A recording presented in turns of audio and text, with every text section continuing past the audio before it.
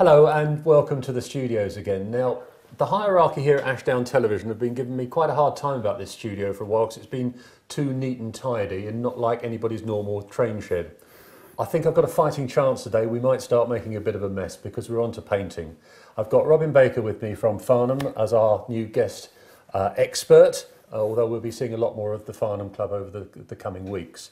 And Robin, we're going through airbrushing and we're taking everybody from first principles. Yep. So having said we'll start with airbrushing, in fact, you want to start with the sort of beginner to airbrushing, which is the humble spray can. Yeah. What do we want to say about those? Well, it is the quickest way for a beginner or somebody who doesn't want to do very much painting. Can, super. Mm-hmm. The only problem is you have no control over the colour of the paint, mm-hmm. and you have no control over the pressure. Right. That's the only problem, but right. I've got models which we can show have been painted with this sort of thing, and I don't think you can tell the difference. Can't tell the difference. And although we've got Humbrol there as one of the main manufacturers, Precision do them, Revell do them. When it comes to the undercoats, I noticed that most people tend to go to Halfords or Carplan because their primers are equally good, and there are three basic colours: white, grey, and sort of a rusty bauxite-y sort of colour. Yeah. Bear in mind what your top coat's going to be as to which colour you choose. Well, generally we go for grey. Yeah. One real expert, actually uses white. Right. And he's into N-gauge painting. And his comment is that the real first coat should be so thin you can barely see it. Right. But if you're actually using it, he's using that as a primer, but I'm using it as a primer undercoat. Right. So I want a nice smooth finish over the whole thing. Now we've got here, that is you can use with any of the paints, and we'll talk about the types of paint in a second for an undercoat. That happens to be an acrylic spray, but you can get enamel sprays as well, yes. I know. Oh yes. So that brings us on to the subject. They're effectively... Before we move on, yeah, sure. There's one thing. Do read the instructions on the spray can. I know when all else fails, we read the instructions, but they do recommend how long you should take the tin. Yes. And it could be 2 minutes. Right. And that's a hell of a long time. And it is a 2 minute. I think everyone I've seen is a 2 minute. So time yourself. Yes. Yes. It's an interminable... And it's 2 minutes for a reason. Oh yes, you can really get the paint mixed up. Yes. Quite often when you buy a tin, you shake it, nothing happens until you get... Yeah.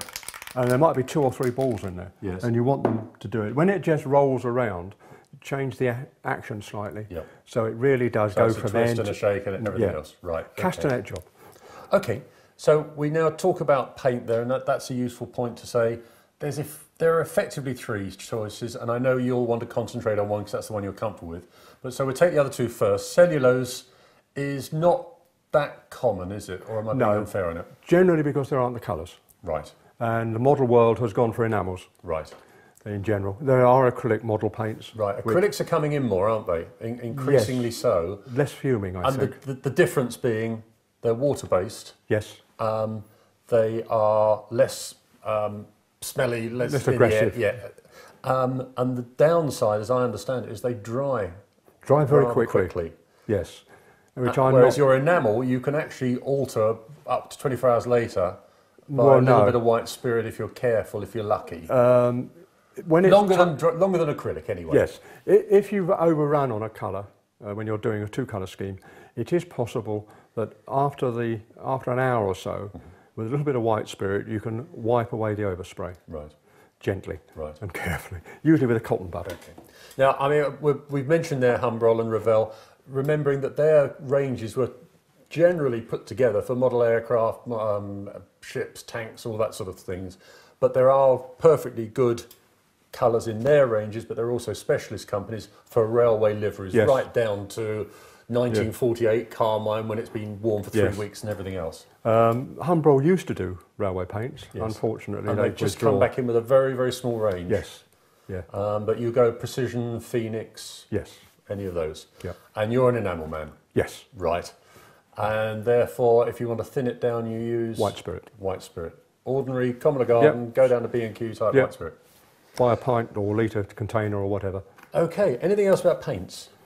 I can't just think of about covered it for now. So should we go on to the guts of this programme, which are airbrushes, or as you were saying, there are other phrases saying the same thing depending on where you come from. Well, I think airbrush is a posh name for a spray gun. Right. Okay. Until you get up to a graphic artist. Right. And the equipment he uses, he really is using it like a brush rather than just covering, as we are with models. Okay, well, we'll go through the general principles in this programme of the bits, and then we'll go into one particular one, nuts and bolts of it, to explain a bit more. And you want to start here, because this was your first set, wasn't it? Well, no, the first one was a Humbrol gun, which Right. is, I believe, no longer available.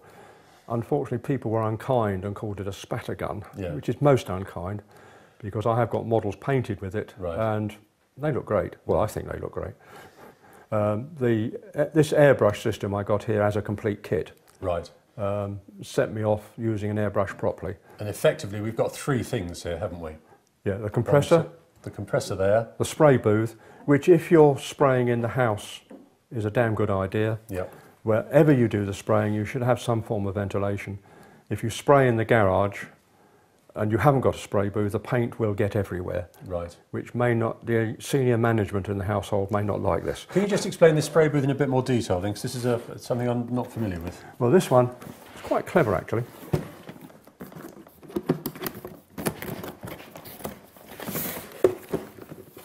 Pull it up.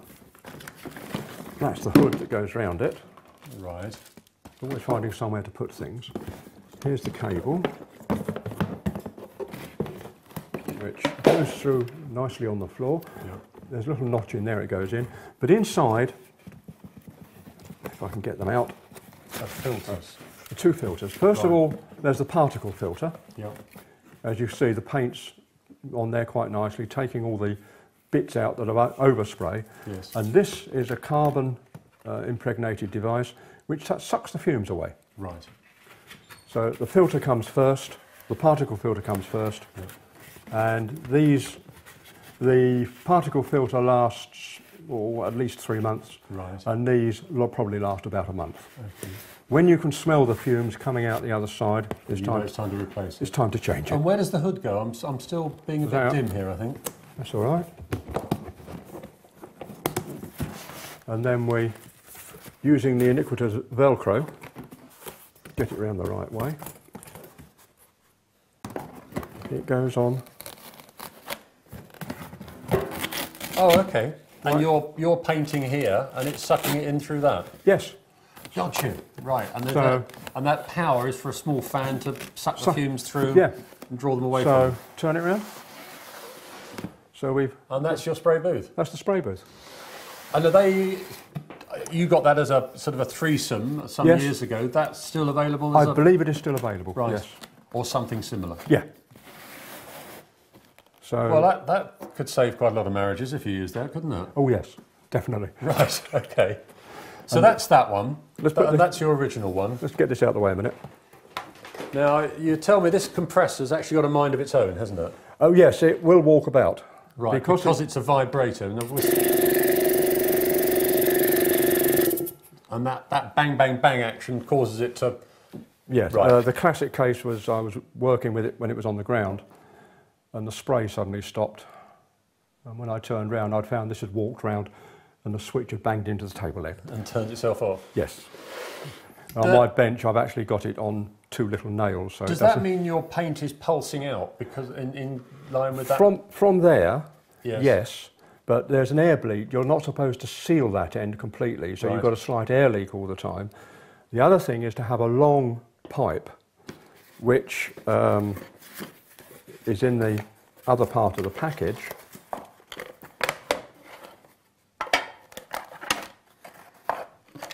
And that goes from there to We have this very long pipe, right, from there which to is the flexible, spray. which will screw onto there. Yep. And that helps equalise the pressure By over the the time length. it gets down to down this to the end, there's very little. minimal. Okay. There are pulsations, but nothing that you can actually see, and that screws on. like Right, that. so what would you say nowadays is the drawback to that one after Noise. 10 years? Just the noise? Noise. All right. And the it's fact not it variable. walks. And it walks. And it's not that you can't vary the pressure on that, can No, you? it's fixed pressure, Right.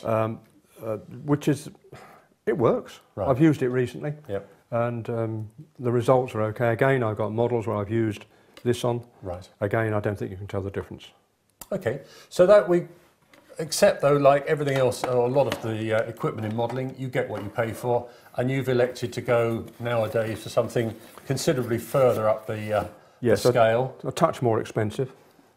As a compressor. When that's running. And that's actually on. Yes, and it's so smooth. I wonder if it'll do it now. Depends how much my hand is shaking. No, you've got a 10 there, so it's not No, much chance. But no. you did. I have seen you do it with a 20p, and it will stand there quite comfortably because there's so little vibration. Yep. Now that's got one or two other bits that you would say look for if you can afford to when you buy, particularly a reservoir.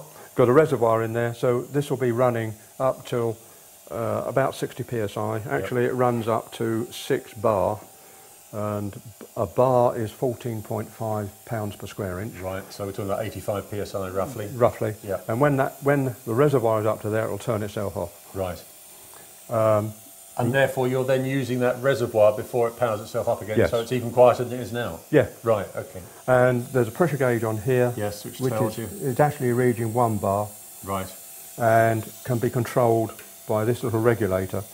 So you can control the flow rate, which we'll come on to in the principles of the painting later on. Yeah.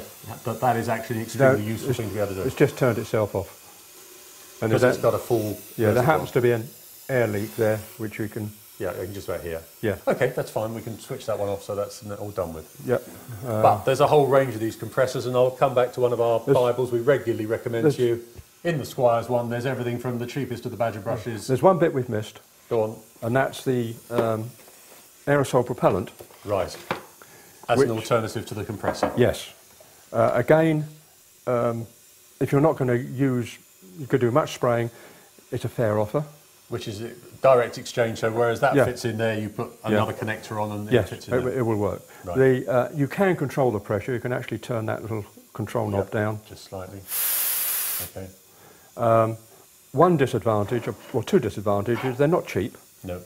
And in warm weather, one can actually get ice forming around the bottom, which does change the pressure a bit. But you also mentioned to me earlier a third way of getting... Oh, yes. Yeah, and I read this in a book we'll come back to later on, and I didn't fully understand it, because I couldn't believe it was as obvious as it was, but it is. A spare wheel. Literally a spare tyre out of your car with the right adapter onto the end of the airbrush. Yes. But presumably there you've got a fairly rapidly decreasing pressure. It's not too bad. I mean, the tyre is running at about 2 bar. Right. And it'll possibly last long enough. If you're out of luck, it's back with the foot pump. Okay. So I think that just about covers all of the bits from... I mean, we're basically saying we're moving on from the brush, the original brush. We can go through the aerosol can. The alternative is one of these airbrushes of one sort or another, either powered by a tin, which can be quite expensive, but for the small-time user, through a basic compressor, which, if the Squires catalogue is anything to go by, are about 70 or 80, up through that one, the very top of the range we can find is about 300. Yep. And you would say, if you're going to take it seriously over a period of time, get one with an air reservoir, a variable control, and you're talking about £200-ish. Yeah. Right. And in the next programme, we'll come on to one of these kits in more detail and show how it goes together and the actual principle of airbrushing. Thank you, Robin. I think I'm already a little bit clearer than I was when we started. Good. We've achieved something. Great. Thanks. Thank you.